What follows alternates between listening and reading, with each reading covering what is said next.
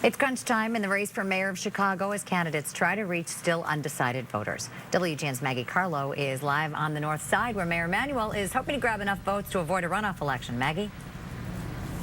Dina, you've got that right. All of the candidates out today shaking hands, talking to voters, trying to secure their votes. Also want to encourage people just to get to the polls tomorrow. They are also picking up the phones and phone banking today. Incumbent Mayor Rahm Emanuel, he has been targeting seniors this morning, talking to seniors at North Park Village. Then he came here to the Admiral by the Lake, and now he is headed off to Breakers Senior Home. The latest poll shows that the mayor has 45% of the vote.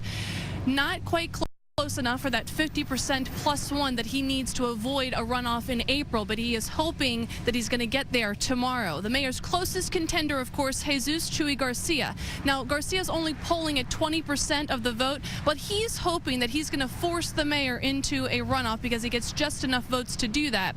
Garcia was at the Red Line at 95th and Dan Ryan at 6 a.m. this morning to greet voters on this frigid morning. Garcia was upbeat about how things are looking heading into tomorrow's election. Our cameras also caught up with candidates for mayor, Alderman Bob Fioretti, and businessman Willie Wilson.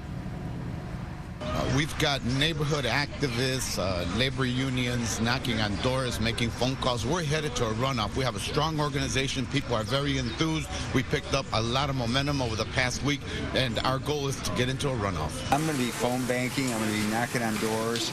I'm going to try to stay warm, keep my nose warm, and things along that line. I mean, I'm going to keep going around the clock right now because I think it's essential to keep getting out the word. We're feeling very, very good. Where we at. I think a lot of people surprised.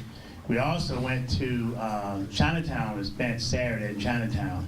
That was amazing down in Chinatown as well. And experience.